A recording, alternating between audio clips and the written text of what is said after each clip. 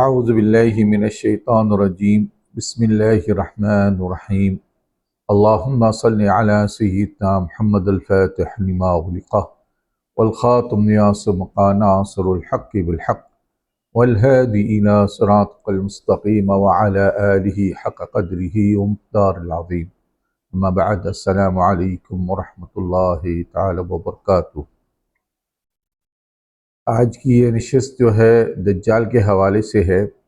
کہ دجال کس طریقے سے آپ کی سائیکولوجی پر جو ہے نا حملہ آور ہوگا۔ دراصل دجال کا جو فتنہ ہے، اب تک جتنی بھی ہم نے جو لوگوں کی آراء دیکھی ہے، علماء کی اور بعض محققین کی، در حقیقت وہ آراء جو ہے حقیقت کے زیادہ قریب ہمیں نظر نہیں آئی، اور اس کی وجہ یہ ہے کہ جتنے بھی ہم نے پچھلے محققین کو دیکھا، وہ اتنے دقیق ان کی تحقیق نہیں ہوتی ہے۔ میں معذرت کے ساتھ یہ بات کر رہا ہوں، لیکن حقیقت یہی ہے جو میرے مشاہدے میں ہوئی ہے کہ شاید ہی کم ایسے علماء ہیں یا حضرات ہیں جو علم آخر زمان کے حوالے سے بڑی دقیق تحقیق رکھتے ہو۔ اکثر جو لوگ ہیں وہ محض سنی سنائی یا سطحی تحقیق طور پر جو ہے نا اپنی تحقیق کر کے بات جو ہے نا آگے کر دیتے ہیں، اور بعض لوگ جو ہے اگر وہ تحقیق کے نام پر بات بھی کرتے ہیں تو بڑے مغالطے میں ہوتے ہیں۔ وہ کبھی آگے جا کے کسی اور حوالے سے بات کروں گا اور وہ کہتے ہیں کہ جناب یہ ان کی تحقیق ہے، لیکن وہ تحقیق بھی نہیں بلکہ ان کی ذاتی گمان ہوتا ہے، میں اسے کہہ سکتا ہوں۔ دجال کے حوالے سے جب ہم لوگ بات کرتے ہیں کہ بھئی فتنہ دجال، تو وہ ان کے ذہن میں یہی گمان آتا ہے کہ دجال جو بھی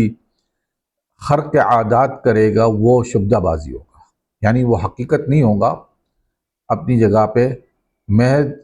جھوٹ اور دکھاوا ہوگا، اور یہ سب سے بڑا مغالطہ ہے، یہ بہت بڑا مغالطہ ہے۔ دجال جو بھی کچھ کرے گا وہ شہدہ بازی نہیں ہوگا، وہ حقائق ہی ہوں گے، یعنی وہ کر دکھا رہا ہوگا، جو بھی کچھ بھی عمل کر رہا ہوگا، مردوں کو زندہ کر رہا ہوگا یا زمین سے اناج اگا رہا ہوگا، آسمان سے برسات اتار رہا ہوگا یا خزانے نکال رہا ہوگا، تو وہ چیزیں اپنی جگہ پہ حقیقت ہوں گی۔ تو پھر آپ کہیں گے بھئی اس کو دجال کیوں کہتے ہیں؟ دجال اس لیے کہتے ہیں کہ وہ پہلے نبوت کا دعویٰ کرے گا، پھر الہیت کا دعویٰ کرے گا۔ یہاں اس معاملے میں وہ جھوٹا ہوگا، یعنی یہ دو دعوے جو ہے جھوٹے ہوں گے، اور اسی وجہ سے اس کو مسیح دجال کہا گیا ہے۔ کچھ لوگوں نے اس کو لفظ استعمال کر دیا مسیح، یعنی اس کا ایک آدھا اس کی آنکھ مٹی ہوئی گی تو اس وجہ سے مسیح، حالانکہ یہ بھی الفاظ نہیں ہے حدیث میں۔ صراحت کے ساتھ مسیح اسے کہتے ہیں جو شفا دلانے والا، یعنی جو شخص شفا دلانے والا ہو یا صحت یاب کرنے والا ہو اس کو مسیح کہتے ہیں، اور وہ کرے گا، وہ ساری یہ چیزیں کرے گا۔ پھر وہ دجال اس لیے ہے کہ دجال وہ دعوے میں جھوٹا ہوگا، اس میں نبوت کے اور ربوبیت کے یا الہیت کے دعوے میں وہ جھوٹا ہوگا، اس معاملے میں وہ جھوٹا ہوگا۔ اب وہ آپ کی ہماری جو بحث ہے وہ آپ کی سائیکولوجی پر جو ہے نا حملہ کیسے کرے گا، اس کو ہم سائیکولوجیکل ٹرم میں جاننا چاہتے ہیں، کیونکہ ظاہر سی بات ہے زمانے جدید کی علوم سے آپ علم آخر زمان کو سمجھ سکتے ہیں۔ یہ بات میں بڑے وثوق سے کہتا ہوں کہ اگر علم آخر زمان جس کو ہم ایکسٹرولوجی کہتے ہیں، اس کو اگر آپ نے صحیح معنوں میں سمجھنا ہے تو جدید علوم کو، ماڈرن جو آپ کی ایجوکیشن ہے یا نالج ہے، اس کو آپ ضرور اس کا مطالعہ کیجئے، اسے پڑھیے، سمجھنے کی کوشش کیجئے، تو پھر آپ کو وہ علامتیں جو آخر زمان کے متعلق ہے وہ آپ کو بالکل سمجھ میں آ جائے گی، یعنی آپ کو یعنی اس کے بارے میں کوئی تشویش نہیں ہوگی، اور اس کی ایکسپلینیشن یا اس کا اس سے استنباط نتیجہ اخذ کرنا، اس کی کیلکولیشن سے معنوں میں کرنا، وہ آپ کو یعنی بڑی ہیلپ فل ہوں گی اگر آپ کے پاس جدید علوم کا مطالعہ ہے۔ اب ہم نے یہ کہا ہے کہ دجال جو ہے وہ جیسا کہ حدیث میں آیا ہے کہ وہ سب سے بڑا فتنہ ہوگا، یعنی اتنا بڑا فتنہ کہ حضرت آدم علیہ السلام سے لے کر اور دنیا کے اب تک کی جو دنیا ہے اور آخر تک کی جو دنیا یعنی قیامت کھڑی ہونے تک کی، اس سے بڑا فتنہ اور کوئی ظاہر نہیں ہوا، نہ ظاہر ہوگا، یعنی نہ اس کے بعد کوئی ظاہر ہوگا نہ اس سے قبل کوئی ظاہر ہوا۔ کیوں؟ کہ وہ یہ کہ وہ آپ کے اعتقادات اور آپ کی جو ایمانیات ہے اس پہ وہ ایک طریقے سے ماس ریئلٹی ڈسٹورشن کا لفظ استعمال کر رہا ہوں، اس کا مطلب ہے شدید حقیقت کا بگاڑ وہ کر دے گا۔ آپ کے جو اندرونی حالت ہے جسے آپ کے ایگزسٹینشل کرائسس پیدا کرے گا، یعنی آپ کو وجودی بحران میں مبتلا کر دے گا، یعنی فرد کے مشاہدات اور اس کے بنیادی عقائد کا جو ہے نا تصادم ہو جائے گا شدید، جو وہ دیکھ رہا ہوگا اور جو وہ عقیدہ رکھتا ہوگا اس میں جو ہے نا انتہائی شدید تصادم پیدا کر دے گا وہ، اس وجہ سے وہ جو ہے بڑا فتنہ ہے، کیونکہ وہ عقیدے ہے۔ کیونکہ دیکھیں انبیاء کی جو دعوت تھی وہ دو ہی باتوں میں منحصر تھی، ایک اللہ کی توحید کو بیان کرتا وحدہ لا شریک کا اپنی نبوت کے اعلان کے ساتھ، اور لوگوں کو آخرت کی تیاری کروانا۔ دو اہم باتیں تھیں جو مطلب ان کے جو تبلیغ کا یا ان کے دعووں کا جو نلب و لباب تھا وہ دو ہی چیز تھی، ایک اللہ کی توحید کہ اللہ وحدہ لا شریک ہے، اس کے ساتھ کوئی کائنات میں کوئی بھی ہمسر نہیں ہے، نہ وہ کسی سے پیدا ہوا ہے نہ وہ کوئی اس سے پیدا ہوا ہے، وہ وحدہ لا شریک ہے، اور قیامت ایک دن قائم ہوں گی اور ہم سب کو اس کے پاس ان کے اللہ کے پاس جمع ہونا ہے، نہ حساب دینا ہے۔ تو یہ دو اہم جو نا دعوے ہیں یا تبلیغ کا دو اہم عنصر ہے، اور دجال ان دونوں پر کو جو ہے نا اثر انداز ہوگا، اسی طریقے سے کہ وہ آپ کو وہ مشاہدات کرائے گا جو آپ کے عقائد کو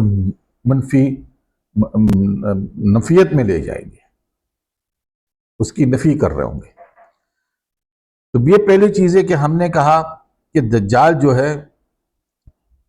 اب سوال یہ ہے، کیونکہ دجال کے بارے میں جو حدیثیں ہیں یہ میں دہراؤں گا نہیں، وہ حدیثیں بالکل صراحت کے ساتھ موجود اور صحیح حدیثیں ہیں کہ آسمان سے بارش برسانا، زمین سے خزانے نکالنا، جو لوگ اس پہ ایمان لے آئے اس کی الہیت کے یا ربوبیت کے قائل ہو گئے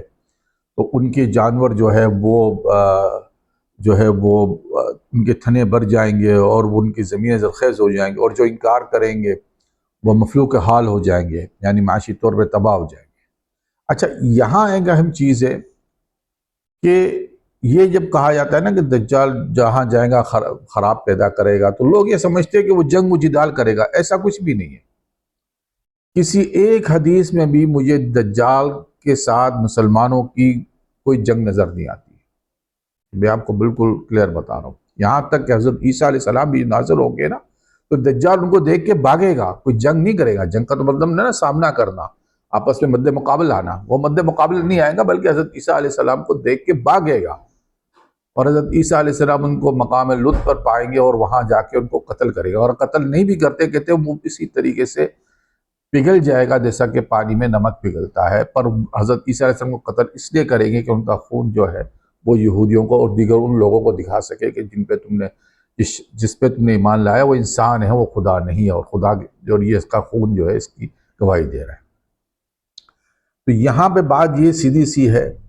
کہ دجال کے ساتھ کوئی تلوار کی جنگ نہیں ہے، اس زمانے کے حساب سے کوئی جنگ نہیں ہے۔ جو مسئلہ ہے وہ خرابی پیدا کرے گا، اور خراب کا لفظ استعمال جو حدیث میں آیا ہے وہ یہ ہے کہ وہ شریعت کے جو حرمات ہے اس کو پامال کر دے گا، یعنی شریعت کو پامال کرے گا، یعنی نعوذ باللہ وہ اس چیز کی کھلی اجازت دے دیں گے کہ ماں بیٹا جو ہے وہ بد فعلی کرے، بہن بھائی بد فعلی کرے، یعنی اس طریقے سے وہ انسان کی جو ویلیوز ہے، یہ جو ویلیوز ہے عزت کی، مال کی، اس چیز کی وہ کھلی اجازت دے دے گا۔ اسی وجہ سے کہا جاتا ہے کہ ایک آدمی جو ہے اپنے گھر کی خواتین کے بارے میں زیادہ فکر مند ہوگا، کیونکہ وہ دجال کے پیچھے، کیونکہ دجال جو اس کی اطاعت کے بدلے میں وہ خزانے بھی تو دے گا نا، تو اس کو زیادہ فکر ہوں گے، کیونکہ عورتوں کے اندر ایک عنصر بھی ہوتا ہے لالچ کا، تو وہ اس لالچ میں نہیں آ کے کہیں اس کے پیچھے چل پڑے۔ تو اب دجال جو ہے وہ اس طریقے کی جو نا، یعنی جو شریعت کی پامالی ہے اس کو وہ کر دے گا۔ تو یہ خرابی کا معنی یہ ہے، اگر حدیث میں جو یہاں روایتوں میں آیا ہے کہ دجال جو ہے یمین اور شمال، یعنی دائیں اور بائیں جو ہے نا خرابی کرتا ہوا چلا جائے گا، اس سے مراد صرف یہ ہے کہ وہ دنیا کو اس نہج پہ ڈال دے گا جو اس یعنی دنیا کی تہذیب کا بگاڑ ہوگا، پامال ہوگا۔ وہ تو آج بھی ہو رہا ہے، لیکن اس وقت کھلم کھلا کوئی رشتہ جو ہے معنی نہیں رکھتا ہوگا۔ ایک یہ چیز۔ اب سوال یہ ہوتا ہے کہ ہم دجال کی جو اصل جو سبجیکٹ کا ہے کہ ہم دجال کے اپنی بقا کے لیے جو ہے نا کیا لاہ عمل اختیار کریں کہ ہم دجال کے فتنے سے بچے رہیں۔ دجال کے فتنے سے بچنے کے لیے کوئی لاہ عمل ہونا چاہیے، وہ لاہ عمل جو فیکٹ ہو۔ اب یہ کہا جائے کہ بھائی سورت، اور نبی صلی اللہ علیہ وسلم کی حدیث ہے کہ سورت کہف کی 10 آیتیں اگر آج جس کو حفظ ہوں گی اس وقت، یعنی پہلی 10 آیتیں کسی روایت میں اور کسی روایت میں آخری 10 آیتیں، یہ بھی درست ہے، لیکن کس عقیدے کے تحت یہ ضروری ہے، یعنی 10 آیتوں کا حفظ ہونا کس عقیدے کے تحت، یہ اہم نقطہ ہے۔ صرف یہ نہیں کہ اس کو 10 آیتیں، کیونکہ یہ بھی ایک حدیث ہے کہ ایک شخص جو ہے وہ دجال سے بحث کے لیے نکلے گا، مطلب مقابل بحث کے لیے نکلے گا، اور پھر وہ اس کی پیروی شروع کر دے گا۔ کیوں؟ کیونکہ اس کے پہلے عقیدے میں نسخ ہوگا، عقیدہ ہی اس کا اتنا مضبوط نہیں ہوگا جو اس کو لے کے چل رہا ہے، وہ جو ہم بحث میں لائیں گے تو اس سے جو ہے وہ دجال کی پیروی کر دے گا جب اس کے بحث کرے گا۔ اور اس لیے حضور صلی اللہ علیہ وسلم نے فرمایا کہ دجال کا سامنا مت کرنا، یہ بھی ہے روایت میں، صحیح حدیث میں کہ دجال کا سامنا مت کرنا، اور اگر سامنے آ جائے تو منہ پہ تھوک دینا، یعنی وہ اتنا رذیل ہے کہ اگر اس کے منہ پہ تھوک بھی دو تو کچھ نہیں کر سکے گا، آپ کا کچھ نہیں بگاڑ سکے گا، یعنی آپ یہیں سے اندازہ لگا لیں۔ اور بہتر یہ ہے کہ اپنے اسباب کو، مال و اسباب کو لے کر جو ہے نا دور دراز چلے جانا، پہاڑوں پہ چلے جانا، اس سے بچنے کے لیے، اس کے فتنے سے بچنے کے لیے اپنے آپ کو اس سے جتنا دور کر سکتے ہو کریں۔ یعنی جو لب ہے حدیث کا وہ یہ ہے، خلاصہ۔ البتہ ہمارا یہی سوال ہے کہ ہم دجال کے فتنے سے کس طریقے سے بچ سکیں گے، تو اس کا اگر مختصر ترین جواب چاہیے تو وہ یہ ہے کہ آپ کی فکری اور قلبی اور روحانی وابستگی نبی کریم صلی اللہ علیہ وسلم کے ساتھ، یہ مختصر جواب۔ اب اسی پہ آپ کا لاہ عمل ہو کہ کس طریقے سے آپ کی قلبی، فکری اور روحانی وابستگی حضور اکرم صلی اللہ علیہ وسلم کے ساتھ مضبوطی کے ساتھ جڑی ہوئی ہو، تاکہ اب دجال کا جو فتنہ ہے، دجال کی جو خرق عادات ہے، وہ آپ پر اثر انداز نہ ہو۔ اب اس کو ہم کہتے ہیں، جیسا کہ نبی صلی اللہ علیہ وسلم نے ایک حدیث میں، وہ صحیح مسلم کی حدیث ہے، فرمایا کہ ان یخرج ولست فیکم فکل امر حجیج نفسہ۔ آپ نے پہلے فرمایا کہ ان یخرج وانا فیکم فانا حجیجہ من دونکم، یعنی اگر، اور کما قال نبی صلی اللہ علیہ وسلم، کہ اگر وہ نکل آئے اور میں تم میں ہوں تو پھر میں تمہارے بدلے میں اس کا مقابلہ کروں گا، اس کا سامنا کروں گا، یعنی تمہیں فکر ہونے کی ضرورت نہیں ہے، تم میرے پیچھے کھڑے ہو۔ مطلب کیا ہے کہ تمہاری ٹوٹل وابستگی جو ہے نا میرے ساتھ ہو پیچھے، تاکہ میں اس کا مقابلہ کروں، یعنی میں وہ تمہارا کچھ نہیں بگاڑ سکے گا جب تک میں ہوں۔ اور پھر کہا کہ اگر میں نہیں ہوں، وَإِنْ يُخْرِجْ وَلَسْتُ فِيكُمْ فَكُلِّ أَمْرٍ حَجِيجٌ نَفْسُهُ، یعنی اس کا معنی ہے کہ اگر میں نہ ہوں اور وہ تم میں نکل آئے تو ہر کوئی اپنے نفس کا ذمہ دار ہے۔ اب اس حدیث کو اس طرح سمجھے نا کہ حضور نے پہلے آپ لوگوں کی ذمہ داری خود سے لی کہ اگر میں تمہارے بیچ میں جاری حالت میں ہوں اور اگر نہیں ہوں تو پھر تمہاری وابستگی میرے ساتھ یعنی حضور صلی اللہ علیہ وسلم کے ساتھ اگر ہوں گی قلبی یعنی دلی، فکری اور روحانی، تو پھر دجال تمہارا کچھ نہیں بگاڑ سکے گا، کیونکہ آپ نے اپنے عقائد کو مضبوطی کے ساتھ حضور صلی اللہ علیہ وسلم کے ساتھ جوڑ دیا، جو آپ کی فکری ہو، قلبی ہو، روحانی ہو۔ یہ اصل چیز ہے حدیث کا، جو اگر آپ اس کی صحیح تشریح کی جائے کہ حضور کر رہے ہیں کہ اگر میں نہ ہوں تمہارے بیچ میں تو ہر کوئی اپنا ذمہ دار ہے، یعنی گوید مراد ہے ہر کوئی اپنے عقیدے پر ہے، پھر جیسا اس کا عقیدہ ہے ویسا اس کو نتیجہ بھگتنا پڑے گا۔ اور دجال کا چونکہ فتنہ بڑا ہے، پہلے حضور فرما چکے ہیں کہ اگر میں تمہارے بیچ میں ہوں تو فکر نہیں، یعنی گویا میرے سے وابستگی تمہاری جو ہے دجال سے نجات ہے۔ حدیث کا لب لباب یہ ہے کہ مجھ سے تمہاری وابستگی جو ہے دجال سے تمہاری نجات۔ اب وہ وابستگی اگر حضور صلی اللہ علیہ وسلم کی ظاہری حالت میں ہمارے سامنے نہ ہو تو ہم کیسے رکھ سکتے ہیں؟ وہ صرف یہی ہے کہ ہم اپنی فکری قلب کو اور ہماری روحانیت کو حضور سے جوڑ جانا۔ اب وہ کیسے ممکن ہے یہ دیکھنا ہے نا، اصل چیز تو یہ دیکھنا ہے،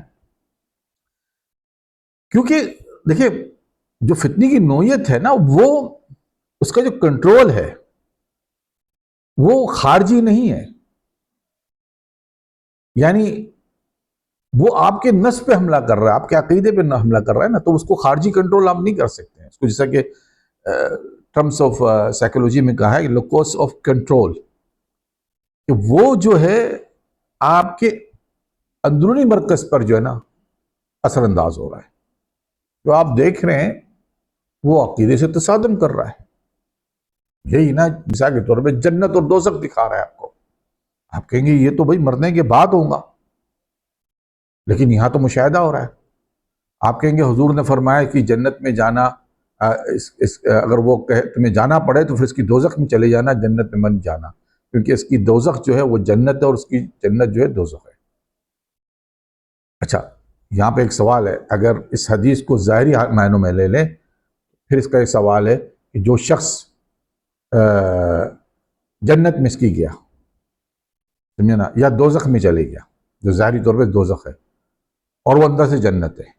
ٹھیک ہے، تو باہر آ کے بھی کہہ سکتے ہیں لوگوں بھائی آ جاؤ آ جاؤ یہاں پہ آ جاؤ، میں یہ جو دکھ رہا ہے یہ جھوٹ ہے، یہ اس کی یہ جنت، یہ اس کا دوزخ نہیں ہے بلکہ جنت ہے، دیکھو میں آ گیا ہوں باہر تمہارے سامنے، تم میرے ساتھ آ جاؤ۔ دوسروں کو بھی ہوشیار کر سکتا ہے نا، اور وہ ایسا نہیں کر پائے گا۔ کیوں؟ کیونکہ جب وہ اس کی اس امتحان سے گزرے گا، چاہے وہ جنت میں جائے دوزخ میں جائے، تو اسے مرنا لازمی ہوگا اندر جا کر، تاکہ واپسی کا راستہ نہ ہو۔ تو گویا مراد یہ ہے کہ اس کی جنت جنتی ہے، اس کی دوزخ دوزخ ہی ہے، لیکن حضور نے جو فرمان کیا ہے اس کا مقصد یہ ہے کہ جو جنت ہے اس کا جو رزلٹ ہے، اس کی جنت کا جو رزلٹ ہے، یعنی اگر تم نے اس کی جنت کو چوائس کر لیا تو اس کا رزلٹ جہنم ہی ہے، تو پھر تم ہمیشہ کے لیے جہنم میں جاؤ گے۔ تو مطلب تم اللہ کی ساتھ اللہ کے علاوہ کسی اور کو پوچھنے لگے، اقرار کر دیا تم نے جو اس کی الہیت کا، تو تم کو وہ جو جنت اپنی جنت میں لے جا رہا ہے تو وہ اللہ کے پاس وہ تو جہنم ہے۔ یعنی حضور کی حدیث کا مقصد جو ہے اس کی تشریح یہی بنتی ہے، ورنہ تو کم سے کم جو شخص جہنم میں گیا اور جسے حضور جنت فرما رہے ہیں وہ تو باہر آگے کہہ سکتا ہے۔ اور دیکھیں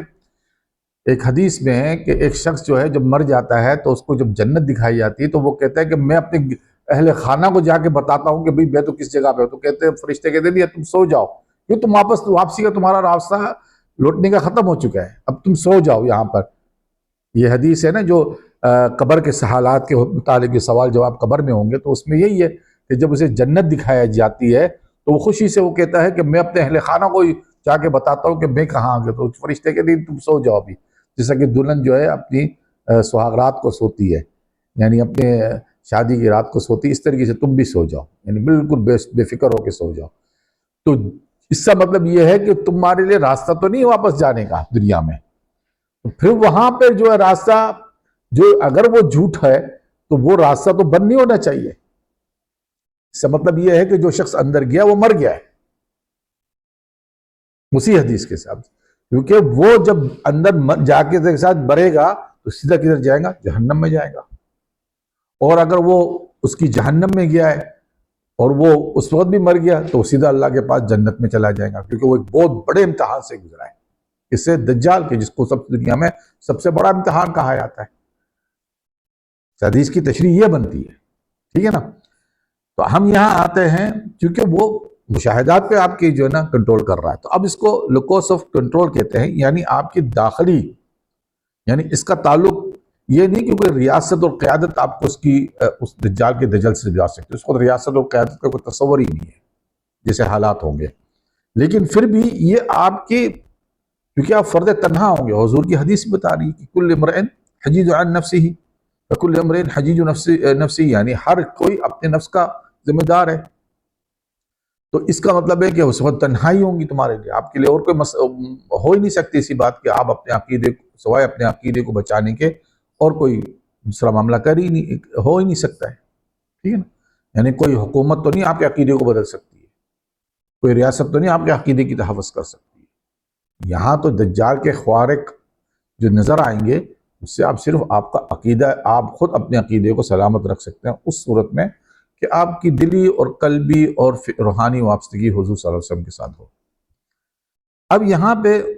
دوسری چیز یہ ہے کہ حب رسول صلی اللہ علیہ وسلم، کیونکہ یہ وابستگی کی شرط یہ ہے کہ ہم،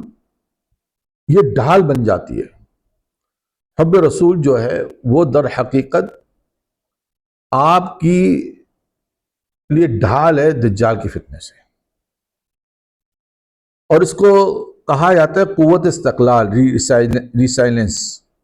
جسے کہتے ہیں جذباتی تسکین اور قوت استقلال. یعنی جذباتی تسکین آپ کے اندر ہو اور قوت استقلال ہو،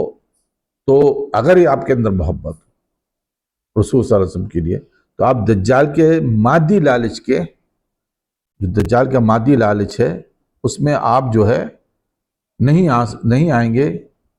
اللہ نے چاہا، کیونکہ آپ کے اندر ایک تو قوت استقلال اور جذباتی تسکین ہوں گی. اس کے خوف سے آپ بالکل بے پرواہ ہوں گے، تو جس کو ٹرمینولوجی میں، سائیکولوجی ٹرمینولوجی میں ریسائلنس کہا گیا ہے. اور پھر محبت کا جو معیار اس طریقے سے ہونا چاہیے، محبت کا جو معیار ہے وہ اس کے متعلق جو ہے نا ہم بات کرتے ہیں کہ حضور صلی اللہ علیہ وسلم نے فرمایا ہے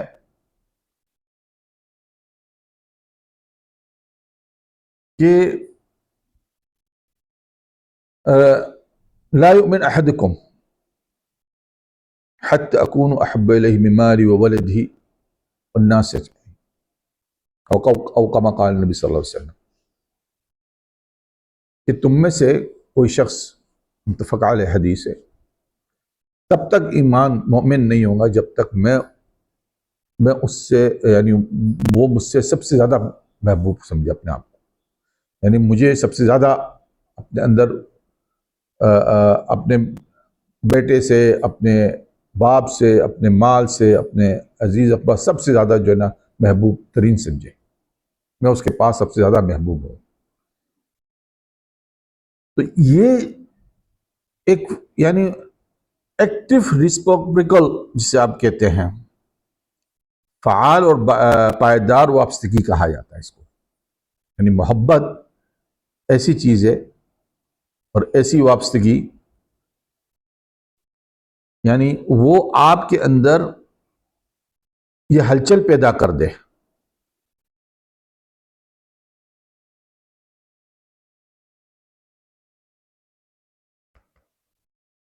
ہلچل آپ کے اندر یہ پیدا کر دے کہ آپ جو ہے حضور صلی اللہ علیہ وسلم کے ساتھ اس طریقے سے وابستگی ہو کہ آپ کو یقین ہو کہ آپ کا محبوب آپ کے ساتھ جڑا ہوا ہے، اور وہ جب تک آپ اس کو سب سے زیادہ عزیز ترین، محبوب ترین نہیں سمجھیں گے، نہیں مانیں گے تو یہ بات ممکن نہیں ہوگی نا۔ اور جب آپ یہ سمجھیں گے کہ وہ آپ کے ساتھ جڑا ہوا ہے بہت، تو خود بہت آپ کے اندر یہ عقیدہ پیدا ہوگا راسخ کہ وہ آپ کو دیکھ بھی رہا ہے اور آپ کو سن بھی رہا ہے۔ ورنہ تو پھر آپ صرف محض آپ کا دعویٰ ہے محبت کا، اور وہ ایک نظریاتی بات ہوں گی آپ کے لیے، لیکن آپ چاہتے ہیں کہ ایکٹیو اور ریسپروپیکل ہو، ٹھیک ہے نا؟ تو اس کے لیے ضروری ہے کہ آپ اتنی شدید محبت مبتلا ہو کہ آپ کے اندر یہ چیز جاگ اٹھے عقیدت کے طور پہ کہ وہ آپ کو دیکھ بھی رہا ہے اور آپ کی کیفیت سے بھی واقف ہے، اور آپ کی طرف متوجہ بھی ہے۔ اگر آپ اس کو پکارتے ہیں تو آپ کی طرف توجہ بھی کرتا ہے۔ اس سے کیا ہوتا ہے کہ اس سے ایک امیڈیٹ اکاؤنٹیبلٹی کا احتساب کا جو احساس ہے نا، اسے ہم کہتے ہیں امیڈیٹ اکاؤنٹیبلٹی، یہ مستقل احتساب کا احساس پیدا ہو جاتا ہے۔ کیوں؟ کہ آپ یہ نہیں چاہیں گے کہ آپ اپنے محبوب کے سامنے شرمندہ ہو۔ یعنی کہ ہم میں سے کوئی یہ نہیں چاہے گا کہ روز محشر حضور صلی اللہ علیہ وسلم کے سامنے جو ہے نا ہم شرمندگی کی حالت میں آئیں۔ حالانکہ ہم گنہگار ہیں، سخت گنہگار ہیں، لیکن اپنے حبیب کو، حضور صلی اللہ علیہ وسلم کو اپنی آنکھوں میں بسائیں، اپنے دلوں میں بسائیں، اپنے فکر میں بنائیں، تو پھر ہمارے اندر جو خود احتسابی کا جو عمل ہے جو ہوتا رہے گا، وہ ہمیں بڑے گناہوں سے بھی بچائے گا۔ آپ کہیں گے جی جناب، اگر ہم یہی چیز اگر یہ سوچے اللہ وحدہ لا شریک ہے، وہ بھی تو ہمیں دیکھ رہا ہے، بے شک دیکھ رہا ہے، جان رہا ہے، سب کچھ جان رہا ہے، سب کچھ دیکھ رہا ہے، لیکن یہ فتنہ بھی تو اللہ کی مرضی سے ہے نا، دجال کا۔ دجال جو ہے جو کچھ دکھا رہا ہے اس آزمائش میں اللہ تعالیٰ ہی رکھ رہا ہے۔ تو اللہ کے آپ کہیں گے اچھا ٹھیک ہے، اس فتنے میں بھی جو ہم اللہ سے وابستگی تب ممکن ہے جب آپ حضور کی حدیث کو مانیں گے کہ تمہارے اندر ایمان ہی نہیں پیدا ہوا، یعنی ایمان ہی مکمل تمہارا نہیں ہوگا جب تک مجھ کو سب سے زیادہ چاہنے والا نہ مان لو تم۔ آپ کہیں گے جی وہ تو لوگوں میں اگر آپ اس درجے پہ نہیں لے آئے جس میں آپ کی قلب اور فکر اور روحانی وابستگی ہو، اور وہ تب ہوگی جب آپ کا یقین جاگ اٹھے گا کہ بھئی وہ آپ کو وہ نعوذ باللہ من ذالک وہ مر نہیں گئے۔ یعنی جیسا کہ لوگوں کا ایک عقیدہ ہے نا کہ جی بس حضور صلی اللہ علیہ وسلم چلے گئے، اب نہ وہ سنتے ہیں نہ وہ دیکھتے ہیں، تو یہ جو چیز کیا ہے یہ اس فرصت میں ڈال دیتی ہے جسے توبہ نعوذ باللہ آپ کا عقیدہ یہ ہو جاتا ہے کہ وہ میں الفاظ استعمال نہیں کر سکتا، لیکن ایک عام آدمی کے لیے جو آپ کا عقیدہ ہوتا ہے کہ مردار ہو گیا، ایک عام آدمی کے لیے کہ بھئی اب تو یہ غیر فائدہ سود مند، مردار کا مطلب ہے غیر سود مند ہو جانا، اب اس سے کوئی فائدہ نہیں ہے، ختم ہو جانا۔ مردار کا ایک معنی یہ بھی ہے کہ غیر فعال ہونا، غیر سود مند ہونا، اس سے کوئی نفع نہیں مل سکتا ہے۔ تو ہم عوام کے لیے، خلق کے لیے تو یہ رکھ سکتے ہیں، لیکن حضور کے لیے نہیں یہ عقیدہ رکھ سکتے۔ اور حضور اور یہ وابستگی رکھنا کہ حضور دیکھ رہے ہیں، سن رہے ہیں، آپ کی طرف توجہ بھی کر رہے اور آپ کی مدد بھی فرما سکتے ہیں، یہ عین اسلامی عقیدہ ہے۔ اس پہ دلیل میں آپ کو، ایسے تو دلیل اور بھی ہے لیکن ایک مختصر دلیل دیتا ہوں۔ وہ یہ کہتے ہیں نا کہ مردے مدد نہیں کر سکتے، یہ ہے کہ اولیاء اللہ کرام کے ساتھ آپ مت مانگو، اور جو ہے نا وہ مدد نہیں کر سکتے، وہ تو جو ہے نا اپنے سر پہ پڑے ہوئے توبہ نعوذ باللہ جو ہے مکھی بھی ہے ان کو بھی نہ اڑا سکتے۔ ان عقل مندوں سے پوچھو کہ مدد کیا ہوتی ہے۔ مدد ایک تو فزیکلی بھی ہوتی ہے اور ایک وربلی بھی ہوتی ہے۔ مثال کے طور پہ اگر میں کسی کو دعا دوں تو یہ بھی ایک مدد ہی ہے۔ سلام کرنا، سلام کا جواب دینا بھی مدد ہی ہے۔ اب میں کسی کو دعا دوں وعلیکم السلام، آپ پہ سلامتی، یا میں کسی کو السلام، اللہ تمہیں سلامت رکھے، تو یہ دعا کرنا اللہ سے کہ اللہ اس کو مدد میری طرف سے، یہ دعا جب پہنچتی ہے تو اللہ اسے اگر قبول کرتا تو یہ مدد ہی ہوئی میری طرف سے اس کے لیے۔ اب رسول صلی اللہ علیہ وسلم کی امت کی مدد حضرت ابراہیم علیہ السلام کرتے ہیں۔ اب جب حضرت صلی اللہ علیہ وسلم وہاں جاتے ہیں معراج پہ، تو حضرت ابراہیم السلام کیا کہتے تھے کہ میں اپنی امت کو میری طرف سے سلام پہنچانا، ایک یعنی سلامتی دعا کی انہوں نے امت کے لیے، اور پھر کہا نصیحت دی کہ جنت اس طریقے سے ہے، یعنی جنت کی ترغیب دی، یہ مدد ہی ہے نا، ترغیب دینا اور سلام دینا مدد ہی ہے، اور حضور نے اسے قبول کیا۔ اگر مردوں سے مدد نہیں لی جا سکتی تھی تو حضرت ابراہیم علیہ السلام تو وفات ہو چکے تھے، تو آپ کہہ دیتے کہ ابراہیم آپ کی تو مدد، آپ کی طرف سے تو کوئی مدد نہیں ہو سکتی، آپ کا تو انتقال ہو گیا ہے، عرصہ گزر گیا۔ لیکن حضور کا قبول کرنا اس بات کی گواہی ہے کہ مدد ہو سکتی بھی ہے۔ اور پھر یہ آیات میں یہ ہے، قرآن شریف کی آیت میں ہے کہ یہودی جو ہے حضور صلی اللہ علیہ وسلم کے وسیلے سے اللہ سے مدد طلب کرتے تھے، ان کا نام لے کر، یعنی نبی آخر زمان کا، تاکہ جنگ میں ان کو فتح ہو، اور ان کو فتح حاصل ہوتی ہے۔ اب تو حضور کی یعنی حضور کی پیدائش سے پہلے کے واقعہ، تب مدد لی جا سکتی تھی، تو آپ کی حیاتی کے بعد بھی، وفات کے بعد بھی آپ سے مدد لی جا سکتی۔ اسی طریقے سے صیغہ کلام اگر آپ بدل لیں کوئی مسئلہ نہیں ہے، تو مردوں کو سلام کرنا مدد ہی ہے ان کا، وہ جواب دیتے وعلیکم السلام۔ اور حدیث میں بھی آئے، صحیح حدیث میں حضور صلی اللہ علیہ وسلم نے کہ کوئی اگر مجھے سلام بھیجتا ہے اللہ تعالیٰ میری روح کو واپس میری قبر میں ڈال دیتا ہے، یعنی میرے اندر، اور پھر میں اس کے سلام کا جواب دیتا ہوں۔ یہ کیا ہے؟ یہ صحیح حدیث ہے، یہ مدد ہوئی۔ تو یہاں بات کہنے کا مقصد یہ ہے کہ جب دجال کا فتنہ ہوگا، وہاں آپ کے عقیدے میں یہ ہوگا کہ حضور کی مدد مجھ میں ہے، مجھ کو پہنچ رہی ہے۔ اگر میری اس سے حب، اس کی محبت، اس سے تعلق جو ہے اتنا روحانی، قلبی و فکری اتنا مضبوط ہے، تو پھر یقیناً وہ مدد جو ہے حضور صلی اللہ علیہ وسلم کی روحانی، قلبی و فکری وابستگی جو ہے، کیونکہ واپسی کا مطلب ہے کنیکشن، دونوں طرف سے کنیکشن ہو گیا ہے، آپ کی طرف سے بھی اور حضور صلی اللہ علیہ وسلم کی طرف سے بھی الیکٹرونز پاس ہو رہے ہیں، محبت کے الیکٹرونز پاس ہو رہے ہیں، تو یہ تو مدد ہی ہے نا۔ آپ نے محبت کے الیکٹرونز دینے ہیں تو وہ محبت کے الیکٹرونز آپ کو اللہ رسول صلی اللہ علیہ وسلم واپس بھیج رہے ہیں، تو یہ مدد ہی ہوئی نا، یہ وابستگی۔ تو پھر یہ اسی چیز کو جو ہے ہم کہتے ہیں کہ یہ عقیدہ رکھو کہ حضور صلی اللہ علیہ وسلم حاضر اور ناظر ہے، تاکہ تم دجال کے فتنے سے بچو آنے والے۔ اچھا، اب اس کو ہم اس طریقے سے بھی لیتے ہیں وابستگی کے اندر، یا اس کو چونکہ میں سائیکولوجیکل ٹرمز کے اندر سمجھانا چاہ رہا ہوں تاکہ لوگ سمجھے حقائق کو۔ اس کو کہتے ہیں کونیکٹیو کلیئرٹی، یعنی فکری و ادراکی وضاحت۔ یہ مضبوط ترین دفاع ہوتا ہے، یہ عقلی طور پہ دجال کی الوہیت کے دعوے کو مسترد کر دیتا ہے، کیونکہ نبوت کی حتمیہ۔ اچھا ایک چیز جو اہم ہے وہ ختم نبوت پہ ایمان، کیونکہ ختم نبوت جو ہے وہ ایسا عقیدہ ہے اور ضروریات دین میں سے ہے، اور امام ابو حنیفہ نے اس کو فقہ اکبر میں رکھا کہ یہ ضروریات دین میں سے ہے، یعنی ختم نبوت پہ عقیدہ رکھنا، ایمان رکھنا۔ یہ جو ہے جو دجال کی الوہیت کے جو دعوے ہے کہ اس کو یہ مسترد اس لیے کرتا ہے کہ نبوت کی حتمیت پہ آپ کا یقین ہوتا ہے کہ اب تو نبوت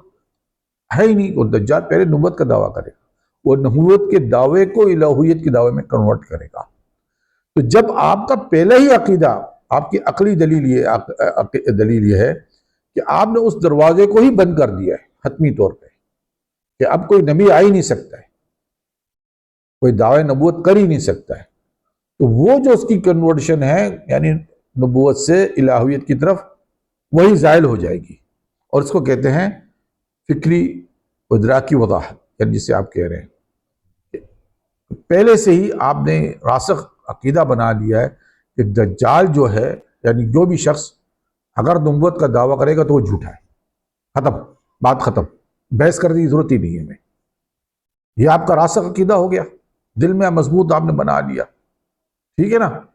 اور وہاں آپ کی وابستگی روحانی، فکری، قلبی محبت کے ساتھ، جس کے الیکٹرونز پاس ہو رہے ہیں آپس میں، حضور صلی اللہ علیہ وسلم کے ساتھ میں جڑے ہوئے ہیں. آپ نے حضور سے محبت کی تو حضور بھی آپ کو محبت کا پیغام دے رہے ہیں. ایک وابستگی ہو رہی ہے، جڑی ہوئی ہے مضبوطی سے، یہ روحانی وابستگی ہو گئی ہے، ٹھیک ہے نا.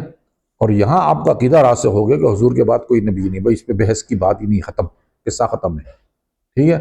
تو جب یہ بات ہوئی تو دجال کا دروازہ اپنے ٹک بند کر دیا، خلاص. وہ اب چاہے کتنے بھی کلا بازیاں مارے، یہ کچھ بھی کر کے دکھا دے، زمین آسمان پلٹ دے، اس سے آپ کو کوئی فرق پڑنے والا نہیں ہے. وہ وابستگی رکھنے، یعنی اس عقیدے کو جب اپنی طرف مضبوط رکھنے کے لیے ضروری ہے حب نبی. حب نبی ایسا ہونا چاہیے جو فکری، قلبی، روحانی وابستگی. اور وہ اس وقت ضروری ہے کہ عقیدہ پھر اس کے اوپر یہ ہو کہ حضور مجھے دیکھ رہے ہیں، حضور کی طرف میں، حضور کی مدد مجھے آ رہی ہے، حضور میری سن بھی رہے ہیں. تو وہ جو پھر وہ آتی ہے یعنی حضور کی طرف توجہ کرنے پہ حضور آپ کی طرف توجہ کر رہے ہیں، الیکٹرونز آپس میں ملتے ہیں، تو پھر وہ محبت مضبوط ہو جاتی ہے. اب یہاں پہ ایک اور چیز بیان کیا گیا ہے، یعنی جو ایموشنل سیٹسفیکشن، قلبی و جذباتی تسکین. اچھا، یہ جو چیزیں میں پڑھ رہا ہوں یہ میں نے اپنی کتاب کی اقتباسات سے پڑھ رہا ہوں، جو سیکنڈ ایڈیشن ہے وقت آخر کا، وہ اس میں نے چیزیں لکھی ہے حال ہی میں، تو میں نے اس کو ذرا پڑھ کے سنا بھی رہا ہوں آپ لوگ کو. اب اس کے اندر ایک ایموشنل سیٹسفیکشن ہے، ضروری عقیدہ رسول صلی اللہ علیہ وسلم کی شفاعت اور آخرت کی یقینی پر، جسے آپ یہ کہ سمجھتے ہیں کہ آخرت میں حضور صلی اللہ علیہ وسلم جو ہے ہمیں شفاعت دیں گے اور آخرت یقینی ہے. ڈیلیڈ گریٹیفیکیشن، یہ مادی لالچ کا انکار کرتا ہے. یعنی آپ نے ذہن میں رکھا ہوا ہے کہ جی قیامت آئیں گی اور حضور صلی اللہ علیہ وسلم ہمیں اپنی شفاعت سے جہنم سے بچائیں گے، اپنی شفاعت سے اللہ کے پاس، اور ہمیں اللہ تعالیٰ جو نا اس کی یہ ایک سیٹسفیکشن، ایموشنل سیٹسفیکشن جو ہے آپ کے اندر ہے، اس بات پہ یقین کہ ایک جو ہے تو وہ آپ کو مادی لالچ سے بچا کے رکھے گا،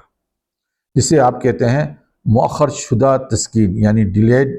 گریٹیفیکیشن، مؤخر شدہ تسکین.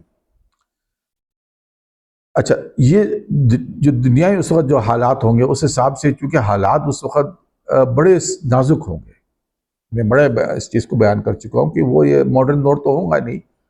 اور اس وقت جو بچے کی جی دنیا ہوں گی اس میں اسباب، قلت اسباب کے تحت دنیا جو ہے جیسا چل رہی ہوں گی، تو ایسے میں ایک شخص جو ہے اتنی بڑی چیزیں لے کے آ جائے تو لوگوں کا اپنے عقائد کو سنبھالنا اتنا آسان نہیں ہوگا. یہ اصل مسئلہ ہے. اچھا، اب آتے ہیں ہم اس میں ایک چیز ہے روحانی و قوت اصلاح، اسپریچول ریسائلنس.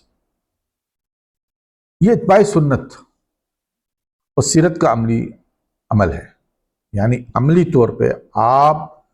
سنت اور سیرت سے وابستہ ہو. سنت کے بغیر جو ہے کوئی بھی شخص نبی صلی اللہ علیہ وسلم سے وابستہ نہیں رہ سکتا، یہ بات شرط ہے. حضور صلی اللہ علیہ وسلم ایک حدیث ہے جس میں فرقہ ناجیہ کا ذکر ہے. جب صحابہ نے پوچھا یا رسول اللہ وہ فرقہ ناجیہ کون ہے، تو آپ نے کیا فرمایا؟ آپ صلی اللہ علیہ وسلم نے فرمایا فرقہ ناجیہ وہ ہے جس پہ میں اور میرے اصحاب ہوں گے. اصحاب ہے یعنی میں اور صحابہ، جو میرے اصحاب ہیں، میرے صحابہ جس پر ہیں وہ فرقہ ناجیہ ہے. تو یہ کیا ہے؟ یہ سنت ہے. سنت کو چھوڑ کر آپ فرقہ ناجیہ میں نہیں ہیں. تو یہ جو ہے اسپریچول ریسائلنس یعنی قوت استقلال آپ کو اتباع سنت نبی صلی اللہ علیہ وسلم سے حاصل ہوتی ہے.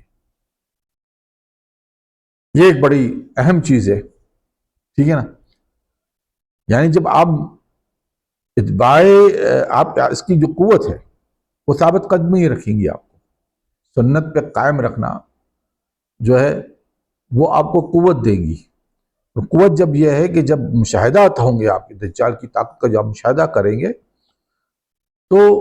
آپ کو اس بات پہ یقین ہوگا کہ دیکھیں میری آنکھ جو ہے وہ دھوکہ کھا سکتی ہے لیکن علم نبوت کبھی غلط نہیں ہو سکتی جو حضور فرما رہے ہیں. سمجھ رہے نا؟ آپ اپنے اندر یہ چیز بات کر سکتے ہیں کہ میری آنکھیں جو ہے وہ دھوکہ کھا سکتی ہے لیکن حضور صلی اللہ علیہ وسلم کا جو فرمان ہے وہ کبھی غلط نہیں ہو سکتا. تو یہ کب؟ جب آپ سنت پہ وابستہ ہوں گے. آپ سنت کو کم تری نہیں سمجھیں گے، سنتیں ادا کریں گے. جیسا کہ ایک ملعون شخص نے، میں نام لینا نہیں چاہتا ہوں، اب وہ جیل میں سڑا ہوا ہے اور انشاءاللہ سڑا ہی رہے گا وہیں پہ. اللہ تعالیٰ تو یہ کہ اللہ سے دعا ہے کہ اس کو اللہ ہدایت دے دے، مرنے سے پہلے وہ توبہ کر لے، لیکن مجھے نہیں لگتا کہ اس کے اندر توبہ کیا، اس کو اللہ طلبہ کی توفیق دے. اللہ نعوذ باللہ من ذالک، کہ اللہ اس کو توبہ کی توفیق مجھے نظر نہیں آتی کہ اس کو ملے گی، لیکن دعا ہے کہ اللہ تعالیٰ اس کو ہدایت دے اور اس کے چیلوں چمٹوں کو بھی جو ہے نا ہدایت دے اور ایسی چیزیں توبہ کریں کہ وہ جب حضور صلی اللہ علیہ وسلم کی نمازوں کو نعوذ باللہ من ذالک نعوذ باللہ من ذالک نقل کفر نہ باشد، جب وہ اسے فالتو چیزیں گردانتا تھا. اور حضور کی سنت جو ہے وہ ایسی ڈھال ہے ایمان کی کہ آپ کو یقین دلا سکتی کہ علم نبوت جو ہے وہ حق ہے، یقینی ہے. میرا مشاہدہ، میری جو چیز مجھے نظر آ رہی ہے وہ ہو سکتا ہے غلط، لیکن حضور صلی اللہ علیہ وسلم کا کہنا ہوا غلط نہیں ہو سکتا. تو جب آپ اس کی نمازوں کو، جو ان کی سنت کی جو نمازیں ہیں، سنت کے پورا لباس ہے، لباس سے لے کے ان داڑھی ہے، جو طریقہ کار حضور صلی اللہ علیہ وسلم کیسے کھاتے تھے، کیسے بیٹھتے تھے، کیسے آپ بات کلام ہوتے تھے، یہ ساری چیزیں سنت کی جو ہے، ان کی سیرت و سنت میں جو ہے اس کو آپ نے اپنا لیا ہے اس یقین کے ساتھ کہ حضور سے وابستگی ہی میری نجات ہے. تو پھر اس چیز کو جو لوگ سنت کو چھوڑ کے یہ توبہ نعوذ باللہ من ذالک، اس کو فالتو کے الفاظ استعمال کر رہے ہیں، یہ بے ادبی گستاخی اپنی جگہ پہ، یہ ان کی بدنصیبی ہے، بدبختی ہے کہ اگر ایسے لوگ اگر دجال کے زمانے میں آ گئے تو پھر وہ اپنی ایمان جو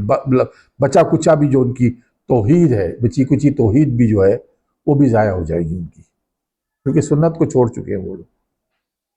سنت سے وابستگی ہی توحید، کیونکہ رسول صلی اللہ علیہ وسلم نے فرمایا نا ما انا علیہ واصحابی، اور ایک حدیث ہے علیکم بسنتی و سنت الخلفاء الراشدین المہدیین من بعدی، او کما قال نبی صلی اللہ علیہ وسلم، کہ میری سنت اور میرے خلفاء راشدین کی سنت کو اس طریقے سے پکڑ لو کہ یہاں سے دانتوں سے، جبڑوں سے، یعنی جبڑوں سے، نواغج اندر جو جبڑے ہیں ان سے جو ہے نا اس کو مضبوطی سے پکڑ لو. سنت کی اتباع، سنت کو پکڑنا، یہ بھی اہم چیز ہے دجال کے فتنے سے بچنے کے لیے. یہ ان عناصر ہے، وہ فیکٹرز ہیں جن کو میں یہاں پہ آپ کے سامنے اس وقت بیان کر رہا ہوں. اچھا جلدی جلدی چلتے ہیں ہم. اب یہاں پہ ایک چیز ہے سہارا و قلبی تسکین، سپورٹ اینڈ کمفرٹیبل،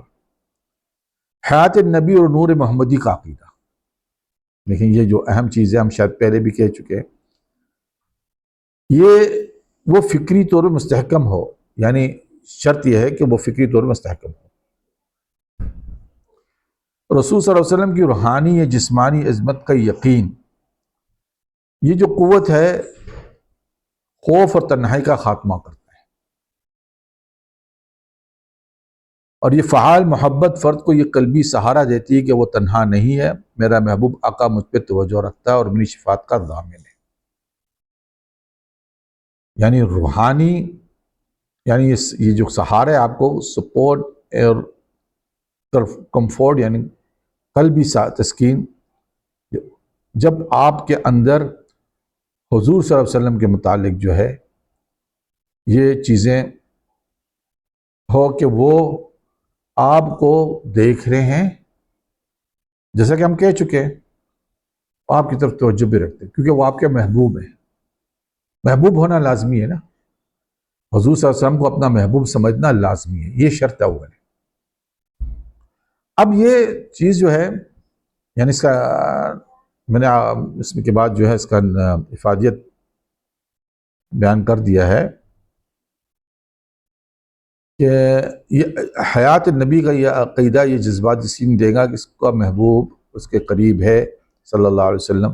اور اس کے حال سے بے خبر نہیں ہے، یہ قلبی سہارا خوف اور تنہائی کو کم کرتا ہے۔ اس وقت آپ تنہا ہو چکے ہوں گے، تو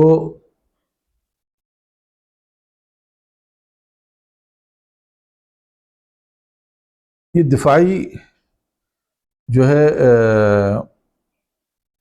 ایک طریقے سے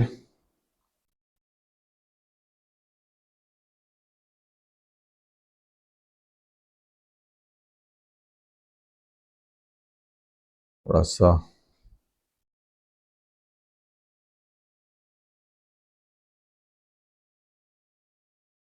آگے چلتے ہیں۔ یہ آپ کو دفاع کے طور پر جو ہے نا دجال کے، اب ہم یہاں دیکھتے ہیں کہ عقائد سلف صالحین، کیونکہ ہم نے یہ باتیں کی اور لوگ یہ اٹھائیں گے کہ بھیا سلف صالحین کا بھی یہ عقیدہ تھا، ضرور اس پہ تو ضرور دیکھنے جائیں گے کہ بھئی، کیونکہ ہم کوئی نیا عقیدہ نہیں لانا چاہتے، ہم عقیدہ وہی رکھنا چاہتے ہیں جو 14 سال پہلے تھا، جو حضور، جیسا کہ ہم نے حدیث بیان کی ہے، ما انا علیہ واصحابی،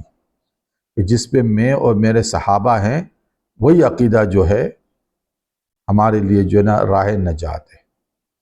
اور دوسرا نہیں۔ اچھا، ان عقائد کا جو نتیجہ ہے کہ وہ انسان، جو ہم نے بات کی ہے، وہ ناقابل تسخیر بنا دیتی ہے،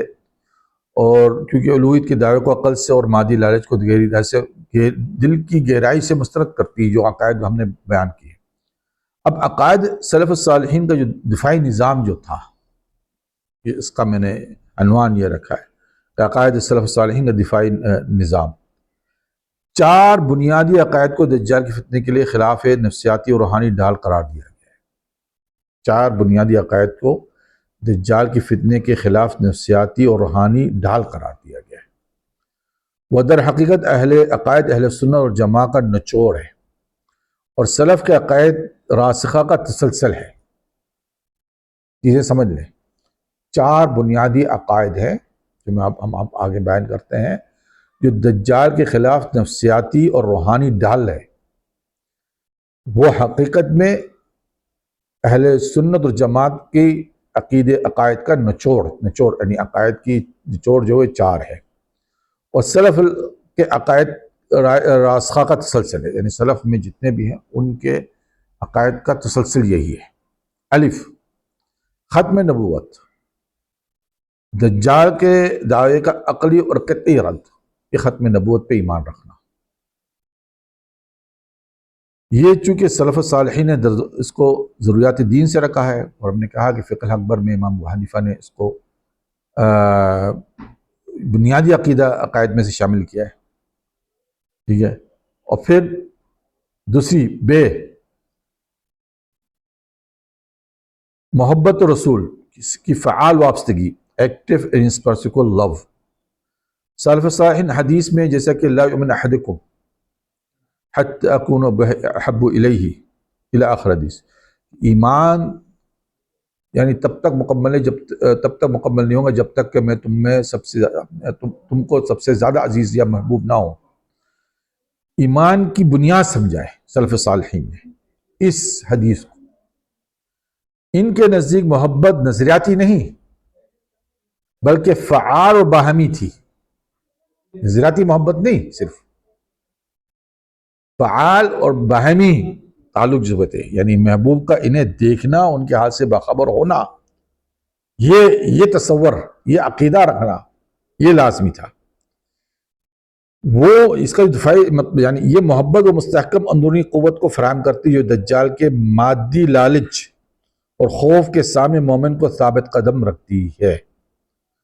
یہ سلف الصالحین کا ایک ہتھیار تھا، یہ ڈھال تھی کہ وہ اس میں اب اس کو ڈھال سمجھتے تھے، بلکہ رکھتے تھے کہ بھی یہ ہمارے لیے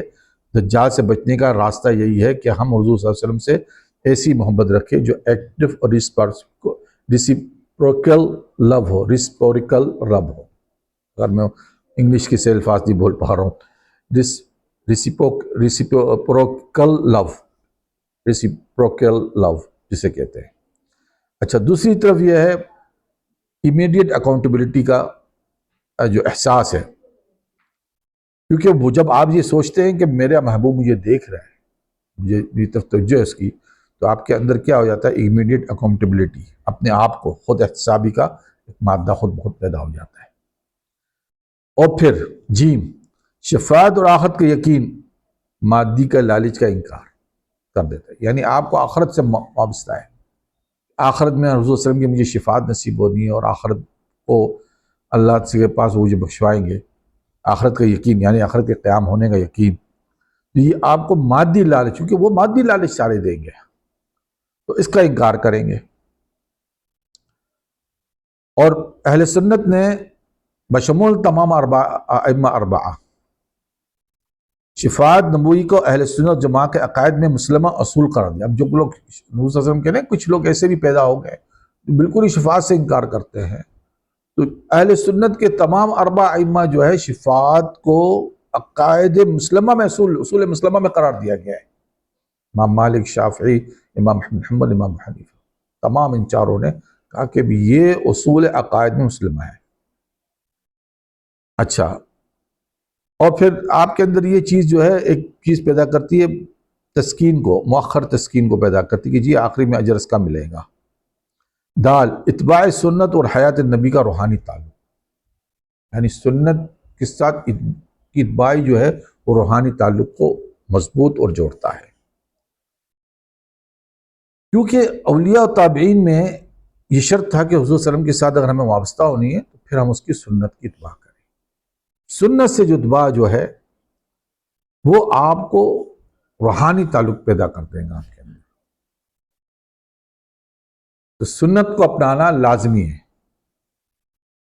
اور سنت صحابہ کے بغیر نہیں مل سکتی، کیونکہ صحابہ ہی تو ان سے وابستہ تھے، وہی جانتے تھے کہ حضور صلی اللہ علیہ وسلم کی ظاہری حالت کیسی تھی، کیا لباس پہنتے تھے، کون سی آپ کے نعل مبارک کی شکل کیسی تھی، وہی جانتے تھے. آپ کی داڑھی مبارک کیسی تھی، چہرہ مبارک کیسا تھا، جیسا کہ شمائل سیرت میں حدیث میں آیا آپ کے متعلق. ان چیزوں میں گفتگو کرنے کا طریقہ، بیٹھنے کا طریقہ، یہ تمام سنت ہے. آپ کی عبادات اس کو فالو کرنا، سنت پڑھنا، یعنی آپ کی اتباع کرنا. ہم سنت اس لیے پڑھتے ہیں کہ نبی صلی اللہ علیہ وسلم نے ان کو پڑھا ہے. ہم اس کو اس لیے محبوب سمجھتے ہیں کہ وہ رسول اللہ نے کی، جو امر رسول اللہ نے کیا ہے ہم اس سے وابستہ ہونا چاہتے ہیں تاکہ ہماری روحانیت رسول اللہ سے وابستہ ہو. یہ اصل بات ہے. اور جو ان کو توبہ نعوذ باللہ، میں الفاظ نہیں دہراتا ہوں، اس طریقے سے الفاظ نماتے تو وہ بدبخت ہے. ان کی دنیا میں ہی جو ہے نا ان کی رسوائی اور آخر میں بھی رسوائی.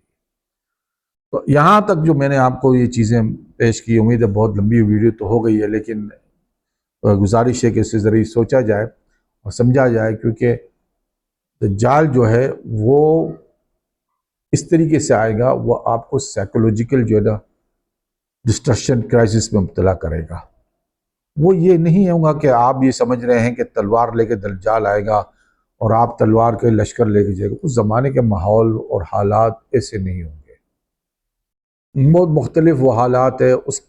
کا تصور جو ہے، اس کی تصویر لوگوں کے سامنے واضح نہیں ہے، اس لیے جو ہے نا لوگ اپنے گمان کے مطابق اس کی تشریحات کرتے رہتے ہیں.